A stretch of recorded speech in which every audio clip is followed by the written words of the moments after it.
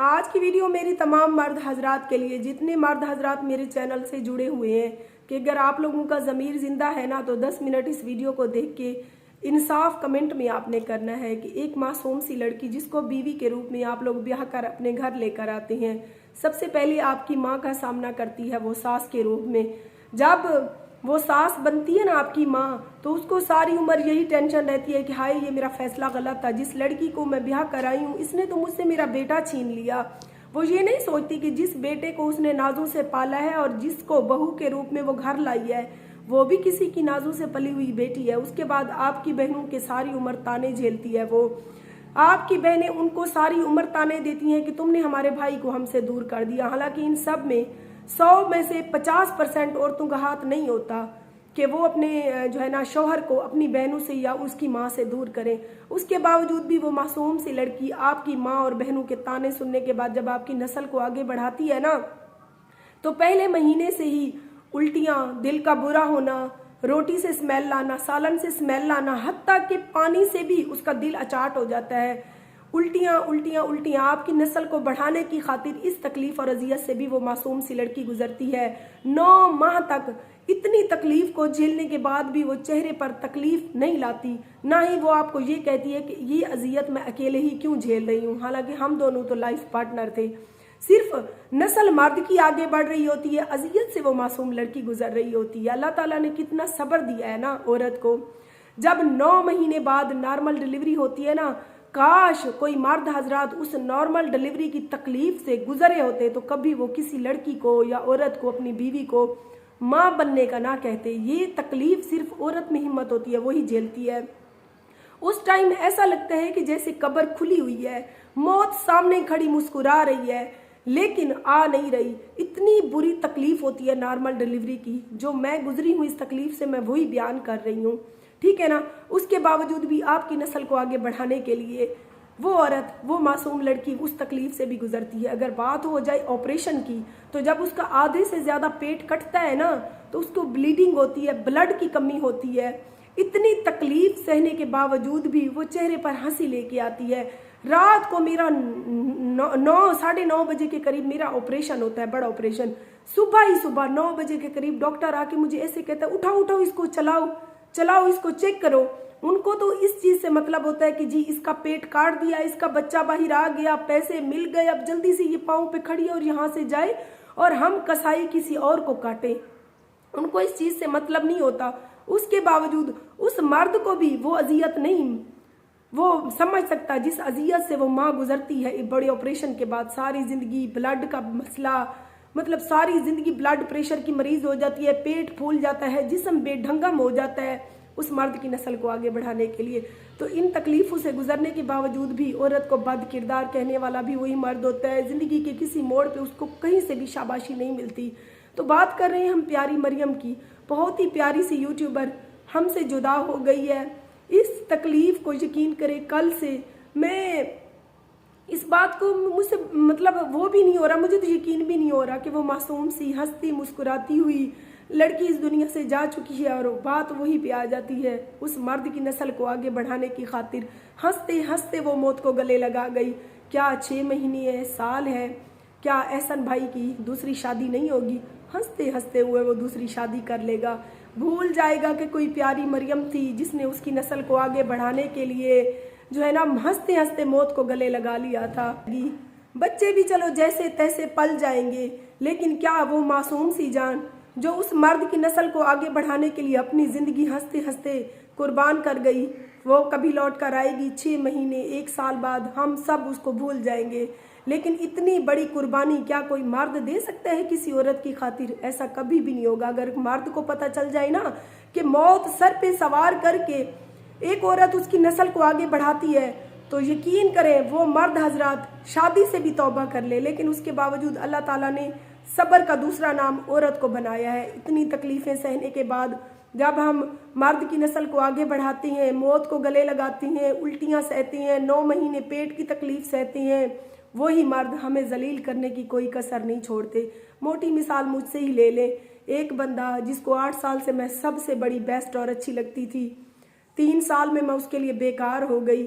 फिर उसके बच्चों को मैंने जन्म दिया, उसके बच्चों की परवरिश कर रही हूँ, उसके बावजूद भी मुझे तलाक देने के बावजूद भी वो शख्स अभी तक मुझे ब्लैकमेल कर रहा है। और ब्लैकमेल किस बात पे कर रहा है कि मेरी और उसकी मियाँ बीवी थे, कोई चंद तस्वीरें या एक दो वीडियो उसके पास थी, उन्हीं को हर टाइम न्यू नंबर से व्हाट्सएप बना के मुझे भेजता रहता है। उसका मकसद क्या है कि एक औरत को छोड़ दिया, मेरे बच्चों की परवरिश भी कर रही है, बिना उसने मेरे साथ बहस व मुबासा किए एक साइड पे वो औरत हो गई है। कम से कम अब तो मैं उसकी जान छोड़ दूं।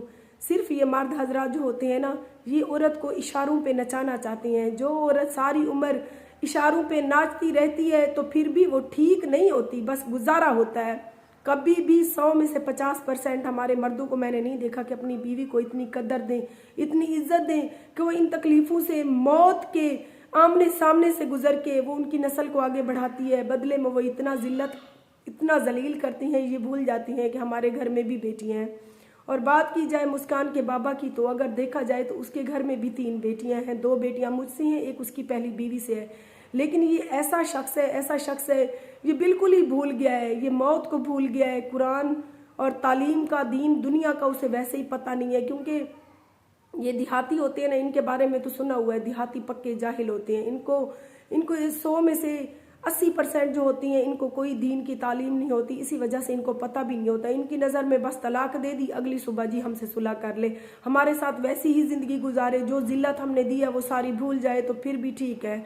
अगर नहीं, कोई इंसान सामने आमने रख के कह देता है कि ये आपने मेरे साथ गलत किया, ये मेरे साथ ज्यादती हुई है, इसके बावजूद अब मैं तुम्हारे साथ आगे नहीं चलना चाहती, तो फिर उसको ब्लैकमेल करता है। तो मुझे अभी तक ब्लैकमेल करता है, लेकिन मैं जब तक जिंदा हूँ इस कमीने शख्स का मैं मुकाबला डट के करूंगी। पहले इसकी और मेरी राहें जुदा हो गई हैं, पता नहीं ये इस बात को एक्सेप्ट क्यों नहीं कर पा रहा।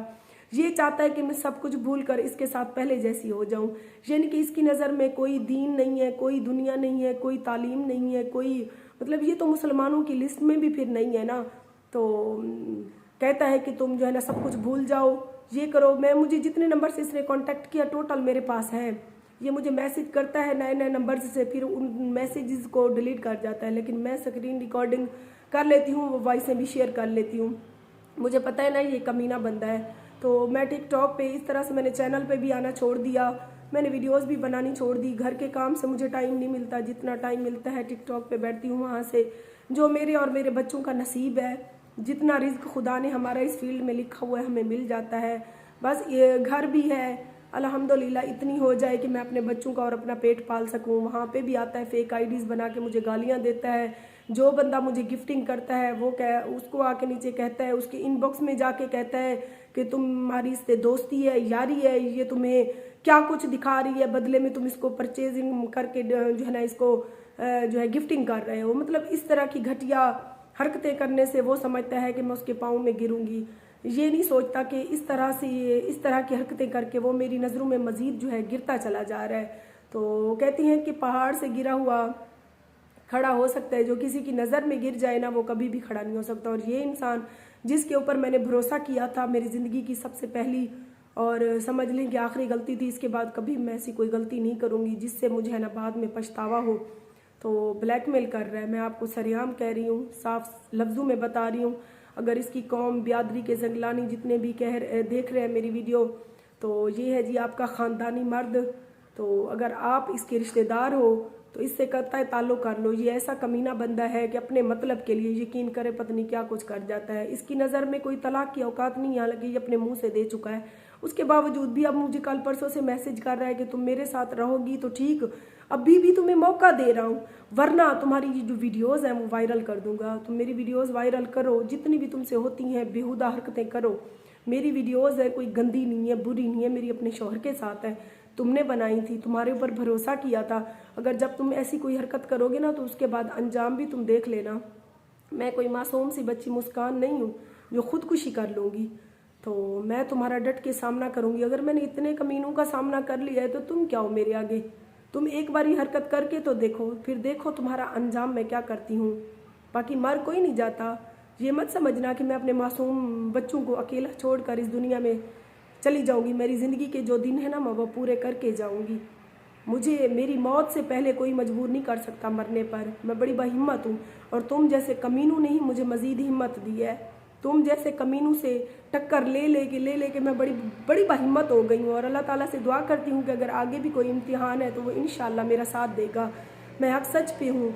मैंने तुम्हारा रास्ता छोड़ दिया, तुमने मेरा रास्ता छोड़ दिया। उसके बाद ये कोई तुक तो नहीं बनता कि तुम कभी किस नंबर से, कभी किस फेक आईडी से आकर तुम जो है ना मुझे धमकियाँ देते हो। तुम क्या समझते हो कि मैं तुम्हारी धमकियों से डर जाऊंगी? डरती है मेरी जूती तुम्हारी धमकियों से। तुमने जितना गिरना है ना तुम गिरो। इसने प्यारे से बहन भाइयों, इसने फेक आईडीज फेसबुक पे बनाई हुई है। वहां पर उल्टी सीधी गंदी औरतों की तस्वीरें लगाकर आगे से मेरा लिखा हुआ है कि ये आरजे महविश है, ये है, वो है। मतलब इस तरह की ऊंची हरकतें कर रहा है। ये साबित कर रहा है कि इसकी परवरिश इतनी ही हुई है। क्योंकि अगर इसकी अच्छी परवरिश हुई होती ना तो ये कम से कम मेरे साथ घर नहीं बसा सका, तो मुझे जलील भी ना करता। बाकी आप सबसे दुआ गुजारिश है कि प्यारी मरियम के लिए दुआ कर दें, अल्लाह ताला उसे जन्नत में आला मकाम दे और अल्लाह ताला उसके बच्चों की परवरिश किसी अच्छे हाथों से करवाए। क्योंकि बेचारी कितनी एक्साइटेड थी अपने बच्चों को देखने के लिए। एक माँ जितनी तकलीफ सहकर जो है ना अपने बच्चे के इंतज़ार में होती है। यकीन करें, मैं खुद जब माँ बनने वाली थी तो मैं एक एक दिन उठते बैठते तकलीफ को भूल के सोचती थी कि मेरा बच्चा कैसा होगा, बेटा होगा, बेटी होगी।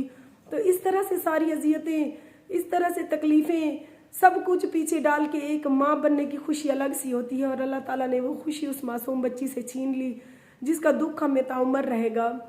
आप सब बहन भाइयों से गुजारिश है कि प्यारी मरियम के लिए दुआ कर दें और दरूद पाक पढ़ के दिल में एक बार प्यारी मरियम के नाम कर दें। जितनी भी मेरी ऑडियंस मुझे देख रही है, अगर आप सब ने प्यारी मरियम के नाम एक एक बार दरूद पाक पढ़ के उसकी रूह के मिल्क किया तो यकीन करें हम सब समझेंगे कि हमारा इस फील्ड में आने का हक अदा हो गया।